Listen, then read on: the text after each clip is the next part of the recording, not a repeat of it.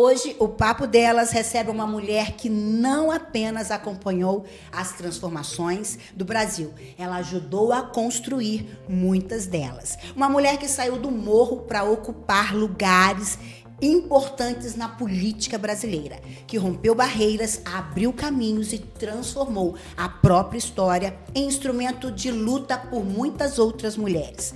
Nossa convidada de hoje é Benedita da Silva, deputada federal pelo Rio de Janeiro e uma das figuras mais representativas da política e da história das mulheres. Ao longo da sua trajetória, ocupou posições de grande relevância no país, como o Senado Federal, o governo do estado do Rio de Janeiro, e construiu uma vida pública marcada pelo pioneirismo, pela representatividade e pela defesa dos direitos às mulheres. Benedita carrega em sua trajetória a defesa das mulheres, da população negra, da comunidade mais vulneráveis e das trabalhadoras domésticas. Foi, inclusive, relatora da proposta que ampliou os direitos constitucionais dessa categoria profissional. Mas hoje nós queremos ir além dos cargos, das leis e da vida pública. Queremos conhecer a mulher por trás dessa trajetória tão forte. A mulher que enfrentou o preconceito, atravessou diferentes fases do Brasil, viveu perdas, conquistas e recomeços. E hoje, chegando aos 84 anos, ainda usando a sua voz para abrir caminhos, porque existem mulheres que ocupam lugares, existem mulheres que, quando chegam, mudam para sempre o significado daquele lugar. Hoje nós queremos ouvir o que 8 décadas de vida ensinaram a Benedita sobre coragem, envelhecimento, resistência e sobre os desafios de ser mulher no Brasil. Deputada Benedita da Silva, seja muito bem-vinda ao Papo Delas. Que honra poder narrar uma história como a da senhora. Que orgulho, me faz brilhar os olhos. Obrigada, Renata, por me convidar a estar aqui contigo. Também me emociona e, ao mesmo tempo, fico muito feliz, né, de ver nós, mulheres, ocupando vários espaços, né? Pena que é um pouco lento esse processo, mas nós estamos chegando. É isso aí, só não alcança quem desiste no meio do caminho, e nós, mulheres, sabemos equilibrar mil pratos ao mesmo tempo, e nós somos resilientes. Eu falo que o mundo ele é feito 50% de mulher e outros 50% é filho de uma mulher. Então, a gente precisa respeitar. Eu sempre falo isso, deputada, aqui nas nossas discussões, que nós não aguentamos mais noticiar mulheres sendo vítimas de violência, mulheres sendo desrespeitadas, e nós queremos dar voz para que muitas outras mulheres sejam como a senhora, que venha abrir portas para todas nós. E a nossa primeira pergunta: a senhora veio de uma realidade em que muita mulher com a sua origem dificilmente seria imaginada dentro dos maiores espaços de poder do país. Em que momento que a senhora percebeu que a sua história poderia abrir caminhos para muitas outras mulheres? Eu sempre, na comunidade, trabalhei coletivamente. E percebi que eu poderia ter um papel político, mas não partidário, e que eu poderia ocupar lugares. Então, é muito interessante que o primeiro lugar que eu ocupei foi fora de partido, foi ser presidenta da Associação de Moradores. Sabe por quê? Foi uma conquista, porque as mulheres não podiam ser candidatas. E nós reunimos as mulheres, batalhamos, e ali foi a minha primeira função.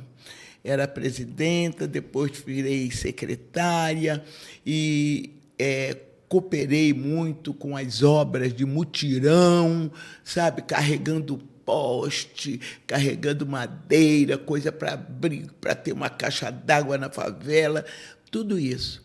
E dali as pessoas foram se envolvendo também com minha forma de ser e me chamava para isso. Não, vem aqui, vem acolá. Então, eu fui convidada e cheguei, né, a ser candidata, mas sem nenhuma... Achava que não teria nenhuma possibilidade, confesso. Né? Eu digo, tá bom, eu vou para ajudar o PT, mas eu não vou ser eleita mesmo. Quem me conhece, né? Mas fui a voz do morro. Que legal. Sabe? Porque eu recebi um apoio extraordinário e fui a primeira vereadora mulher negra na minha cidade, do Rio de Janeiro. E esse preço, deputada, como é que foi ser mulher? Porque, além de ser mulher, a gente já tem a dificuldade, a gente, infelizmente, enfrenta o machismo estrutural, que isso existe, é diário. Nos ambientes de trabalho, isso é recorrente, no ambiente de poder, ainda mais. E a senhora ainda é uma mulher negra. Me conta um pouco dessa dor e dessa resistência. Olha, a dor é de ver como o ser humano é capaz de maltratar, de machucar o outro. E a resistência é porque nós vamos tomando consciência, e se você não tem consciência de uma causa, não adianta discutir, porque não vai adiante. Então, eu comecei a perceber da minha própria história de criança. Por que eu sentava longe? Por que puxavam meu cabelo? Por que me chamavam de negra do cabelo duro? Cantavam musiquinhas. Uma coisa que é o tal do bullying. Hoje tem nome, né? Que lá hoje tem nome, é bullying. E lá atrás eu comecei a sentir. E eu cheguei um tempo, enquanto criança, que eu não queria ser eu. Não queria, porque era tanto sofrimento, as pessoas riam, as pessoas debochavam, neguinhas.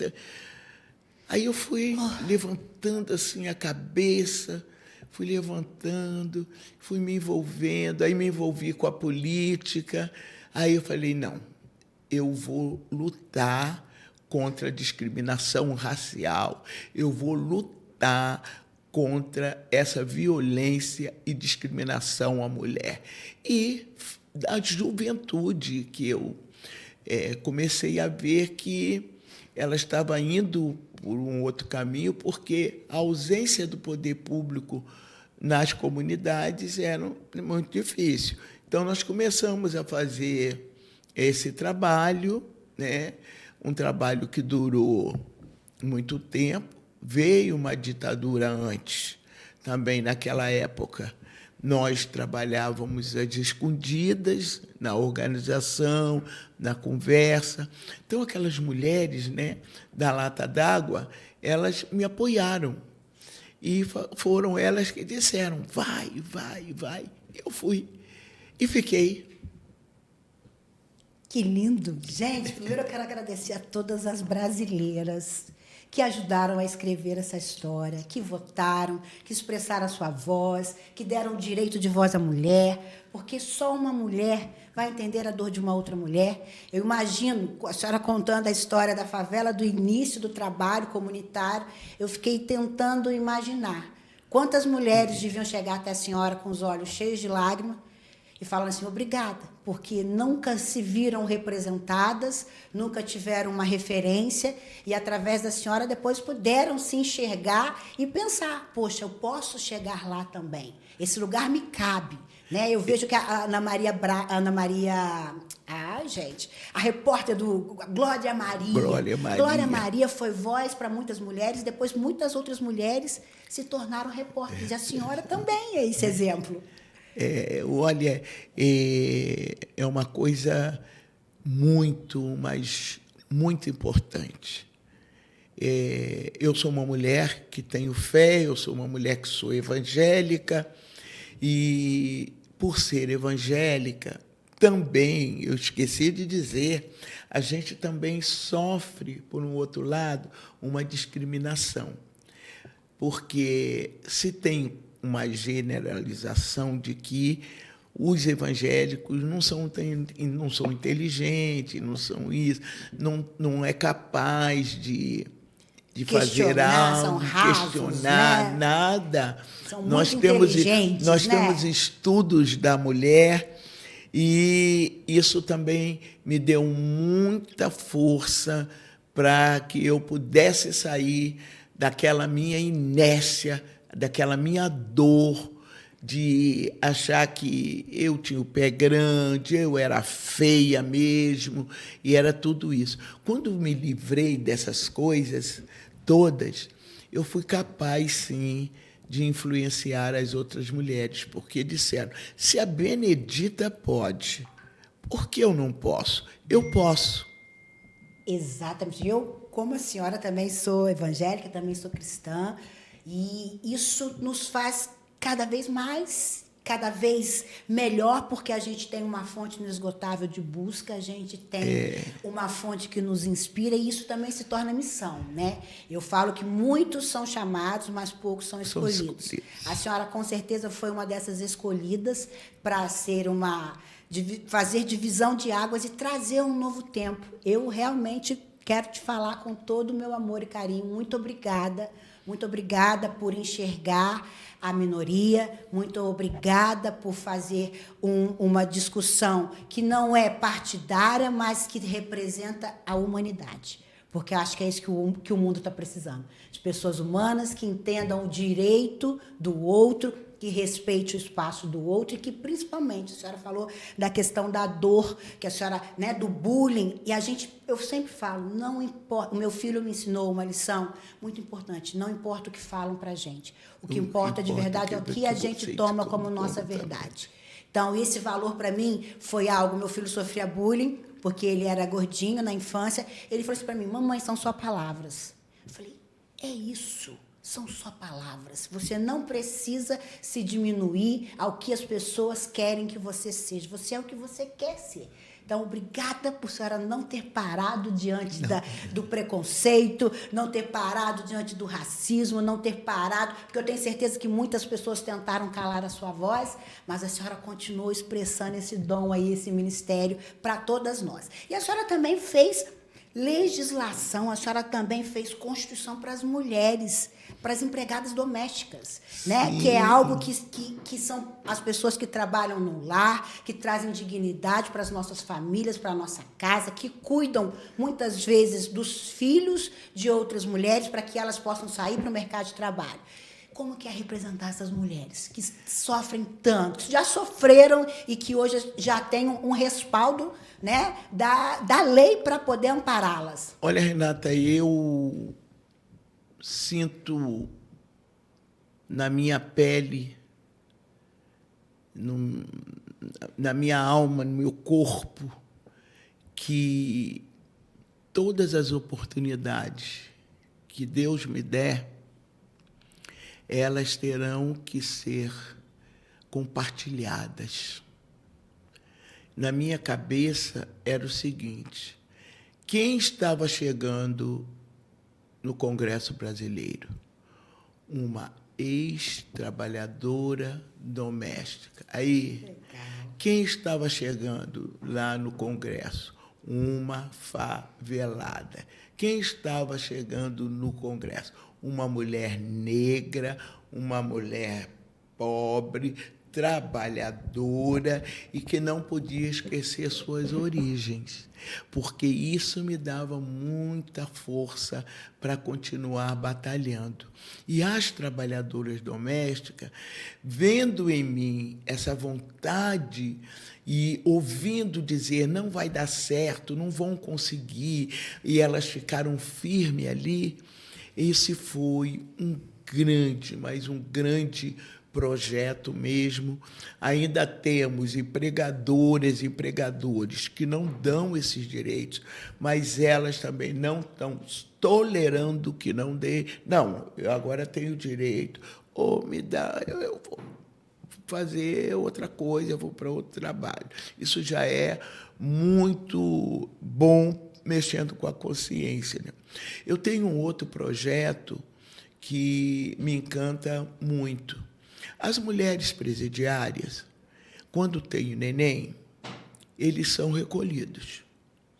Eles não têm não tinham aquele momento da amamentação que todo bebê tem, né? Eu dizia assim, não podem condenar uma criança. Também, né? Também, né? A criança está esperando vir ao mundo, chegou. Ela é uma prisioneira? Ou então ela é órfã? Não. E aí batalhei muito, consegui de que as mães pudessem dar mamar para os filhos, e hoje elas dão mamar até 6 meses. Uau. Elas dão mamar para as crianças, né? E também o cuidado de que essa criança ficasse com alguém da família e não levar para algum abrigo, alguma casa, né, da criança, por melhor que seja, mas tirou assim do ambiente, né, aconchegante que é mãe. Já não teria, mas tem a avó, tem a tia, né, que ali amadurece também o seu carinho, o elo de amor, né? Esse foi. Tem um outro projeto também, eu estou só te dizendo porque a maioria das pessoas não conhece esse projeto. E meu povo parece que não por falta de conhecimento. Exatamente. Vamos lá, que tem uma mulher que tem voz, tem autoridade, te defendeu. Corra atrás dos seus direitos. Línguas e sinais. Hoje você vê em todas as palestras, né, em filmes, a leitura de línguas e sinais, pois esse é um projeto meu. Uau. E ninguém sabe que o projeto é meu, mas a minha alegria, onde eu chego, eu vou assistir uma peça de teatro, vou estar numa palestra, que eu vejo, né? Eu digo, meu Deus, que coisa boa, porque a trabalhadora doméstica existe. Existem as pessoas com deficiência auditiva. Existe também as mamães tendo neném. Exato. Então, são coisas vivas que você tem que acompanhar e ir aprimorando. Trabalhei muito sobre a questão do salário da mulher, né? Que ela tem que ser igual ao do homem, tendo a mesma função. A mulher não pode ganhar menos porque é mulher. Pelo contrário, deveria ganhar mais, porque ela trabalha 2 vezes, né? 3 vezes, três vezes mais. De casa, ela traz entendeu? Um serviço. Exatamente, eles não contabilizam o tempo da casa, né? E olha, e não existe uma mulher que não tenha o que fazer dentro da sua casa. Até brinco assim, quando não tem nada, a gente implica com quem está fazendo. O negócio é nesse nível. Mas esse amor pelas mulheres foi por conta da minha própria vida, sabe? Eu sei como a mulher passa, eu sei. E só quem sente na própria pele é que vai poder representar. Eu sei. E o triste, né, deputada, é que nós ainda temos pouquíssimas mulheres, pouquíssimas mulheres legislando, pouquíssimas mulheres escrevendo peças, escrevendo músicas, escrevendo livros, escrevendo filmes, e ainda é pouco. Então, a gente ainda tem pouca representatividade, poucas mulheres guerreando pelo direito de outras mulheres. E a gente vê diariamente, às vezes a gente vai conversar com algumas mulheres, não, política, eu não gosto de política. Você deveria gostar de política, sim. Você tem que votar, sim, numa mulher. Você tem que expressar a sua voz, porque olha quanta coisa maravilhosa que a senhora fez para a mãe, para a gestante, para o filho, para a família, para a doméstica, trazendo acessibilidade. Quando que, desculpe, pouquíssimos homens vão pensar com a sensibilidade de um coração de uma mãe, com um coração humano, com um coração que pensa no próximo. Então, palmas para a senhora. Estou aqui assim com os meus olhos brilhando de estar sentada à frente de uma mulher com a sua força, com a sua garra, com a sua luz e com o seu legado. Porque legado, ele vai antes da senhora, vai ficar quando a senhora sair do local e vai deixar quantas vidas abençoadas, quantos filhos de presidiárias deixaram de ter a dor da rejeição, de ter a dor do abandono, porque foi amamentado. A saúde, primeiro, eu sou nutricionista. A amamentação exclusiva até os 6 meses é a vacina que Deus colocou dentro do corpo humano para nutrir aquele filho. Quando esse elo é cortado, a saúde é prejudicada e essa saúde vai trazer prejuízos para a saúde pública ao longo dos anos. Além disso, de trazer o elo familiar, o amor, o aconchego, traz também o benefício da saúde. O benefício da saúde. Mas eu sempre digo, Renata, olha, se você não gosta de política, tem quem goste. E nem sempre quem gosta corresponde aos seus objetivos. O que você espera de um governante, o que você espera de um parlamentar. Então, nós somos maioria da população brasileira. Exato. E, como maioria, nós temos que buscar essa igualdade de oportunidade. Eu digo sempre, o lugar da mulher é também na política. Deve estar, deve ser. O lugar da mulher também é gerente de banco. O lugar da mulher é ser reitora numa universidade. O lugar da mulher é ser uma diretora do hospital. O lugar da mulher é ser presidenta de uma grande empresa. E o lugar da mulher é onde ela quiser. Então, isso, nós temos que valorizar isso, as oportunidades que a vida nos dá e que nós temos que levar adiante. Eu sempre digo isso, Renata, nunca, mas nunca perdi as oportunidades. Eu só tive uma oportunidade na vida que eu perdi porque não tinha nenhuma condição. Mais tarde, graças a Deus, eu pude cumprir aquela minha missão. Mas naquele momento que chegou a primeira, mas todas elas. Aí alguém me pergunta, você tem medo, Benedita? Eu digo, tenho. E porque eu tenho... não, eu digo... Aí eu falo, Benedita, você tem medo? Aí eu digo, tenho. E porque eu tenho medo é que eu vou à luta.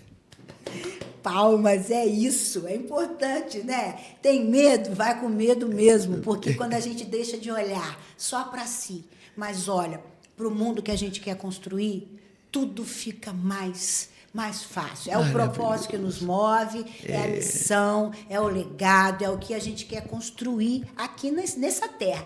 E a gente falou de muitas dificuldades, a gente está falando que pouquíssimas mulheres estão sentadas em cadeiras, em lugares de destaque, de poder. Poucas mulheres são realmente voz que representa.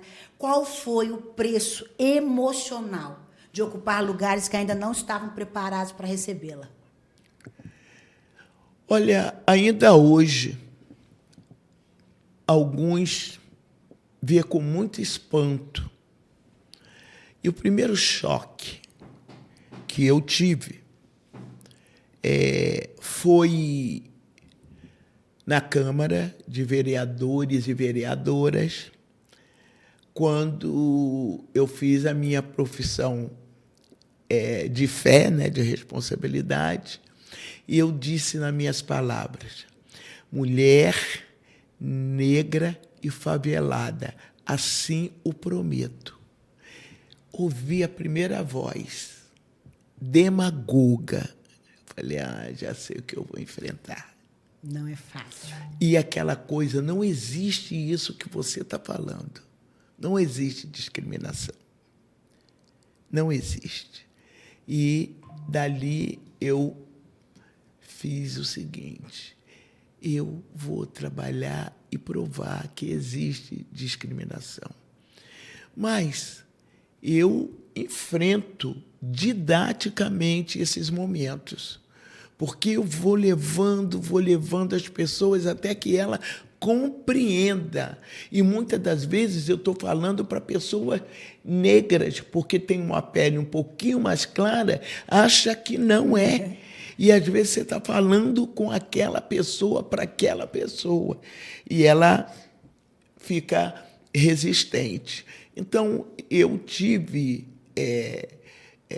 eu acho que eu não levei choque, eles é que levaram, porque essa coisa de dizer, meu Deus, como ela sabe falar. Que bom. Meu Deus, Que meu Deus, como ela sabe falar. Claro, eu sei falar, eu fui à escola. Posso não ser uma PhD em alguma coisa, mas eu fui à escola, estudei. Então, e depois cria-se um pouco de... não é uma fantasia, é que você pensa que vou chegar ali, agora eu vou fazer isso, vou resolver. Vai dar tudo certo. Ai, não. É mais uma voz para tentar. É mais uma voz, sabe? E eu digo, não é uma voz clamando no deserto. A gente fala, alguém vai ouvir. Exato. Por favor, mulheres, entendam o seu lugar no mundo, entendam a sua importância. Só uma mulher pode gerar no seu ventre, só uma mulher pode multiplicar nesse planeta Terra. E quando que a gente vai ver isso tudo sendo vencido? Só quando esses mais de 50% de mulheres eleitoras no nosso país expressarem o voto feminino. Por favor, a senhora hoje é deputada e pré-candidata ao Senado. Me conta, como que é representar tantas mulheres? Olha quanta coisa a deputada contou, que só uma mãe, que só uma mulher que entenda a dor de uma outra mulher pode representar. Eu estou trabalhando no projeto contra o feminicídio. Nós estamos vivendo no Brasil, né, um momento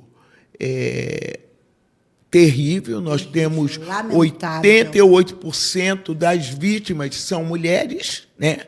Nós sabemos disso. E dentre esses 88, 57% são mulheres negras. Exato, Então, infelizmente. e a gente precisa tratar junto. Não tem como você dividir isso daí. Nós estamos vivendo com registro dado, foi pelo Ministério da Justiça, que apontou que 150 estupros de vulneráveis por dia no Brasil. Não dá. Crianças, perfil das vítimas é uma coisa incrível. O Brasil já registrou 1.571 feminicídio em 2025. É lamentável, a gente não pode continuar. E essa coisa cresce.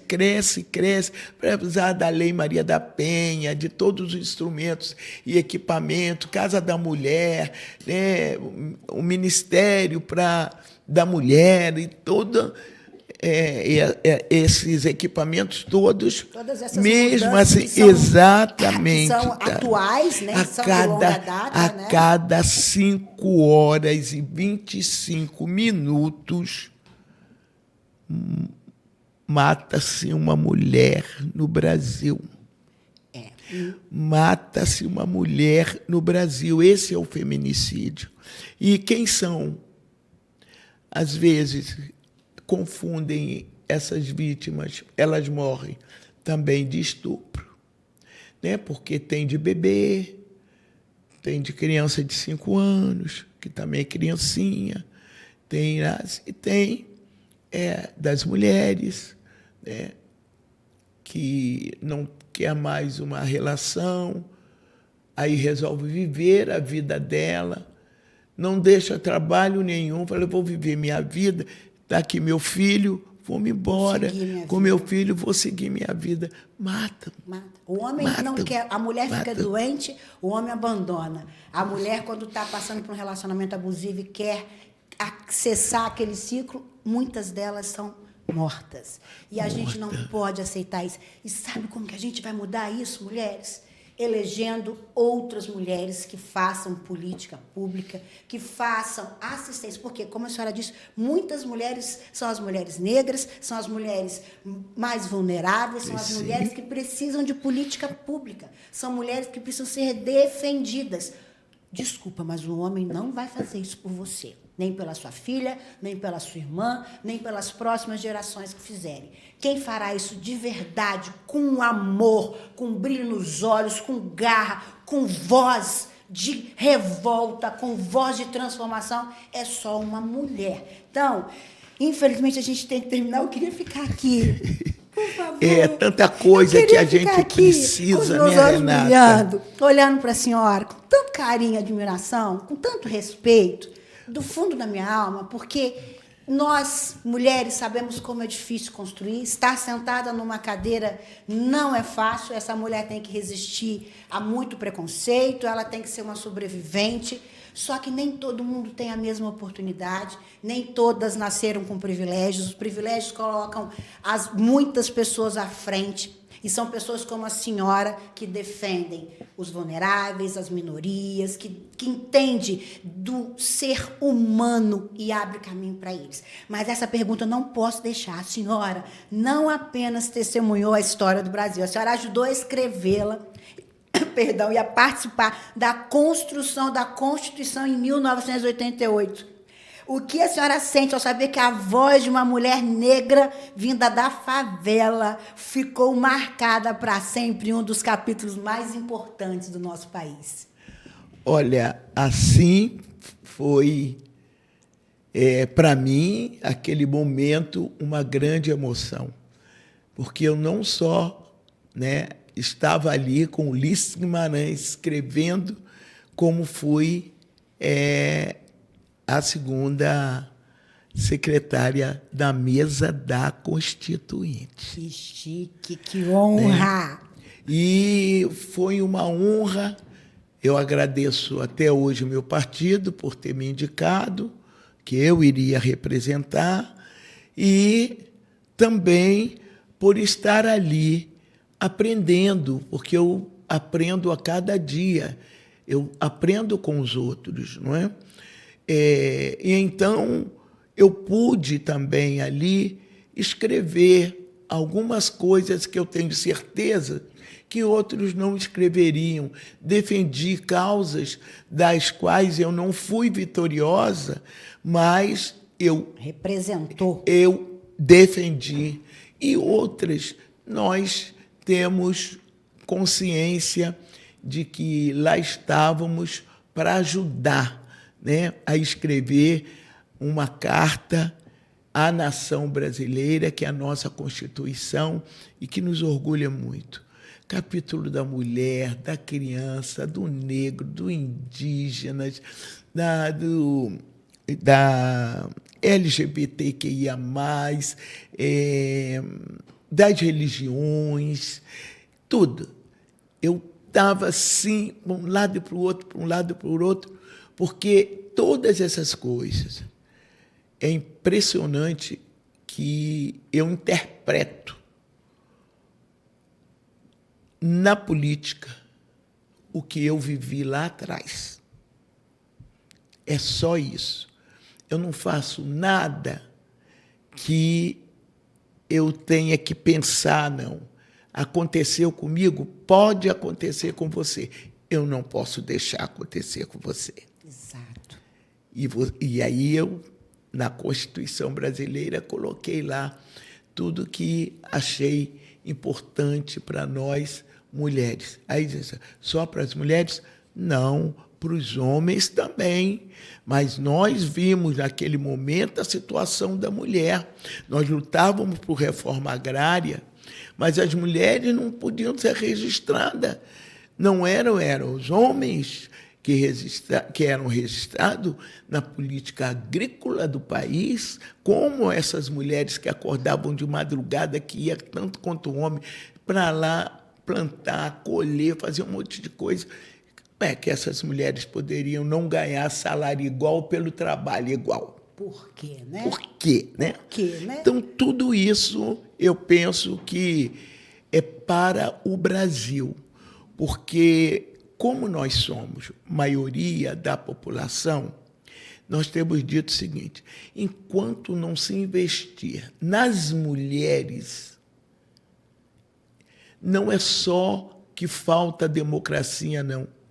Falta dinheiro. A economia não desenvolve.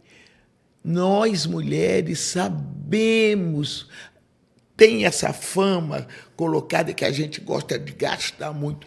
A gente não gasta muito, não. A gente gasta o suficiente. Necessário. E você não vê a maioria das mulheres fazendo compras, contas e coisas que elas não podem pagar e depois, né, tem gente que até se mata. Então, a mulher precisa ser vista com esse olhar de segurança, olhar de proteção. Mas nós também precisamos nos colocar.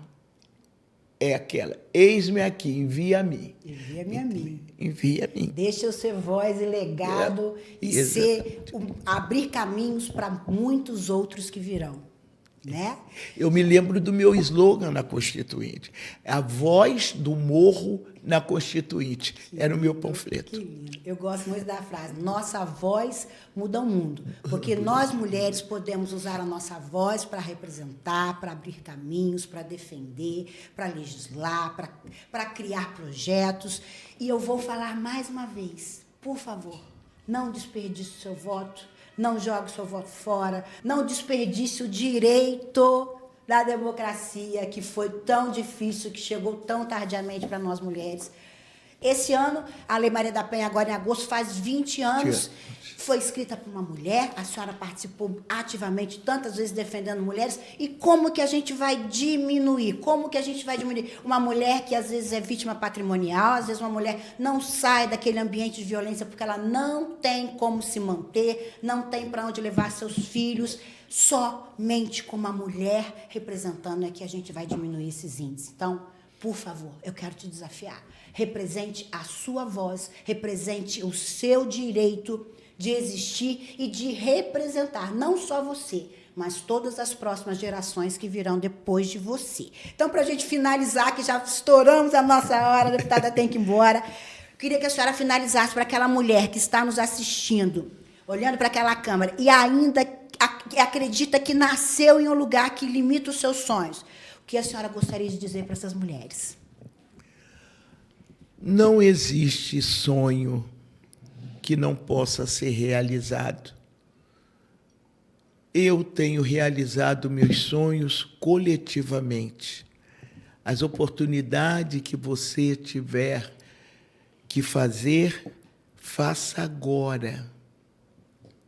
E chamem as outras, somem-se as outras. E então você verá que o sonho será realizado.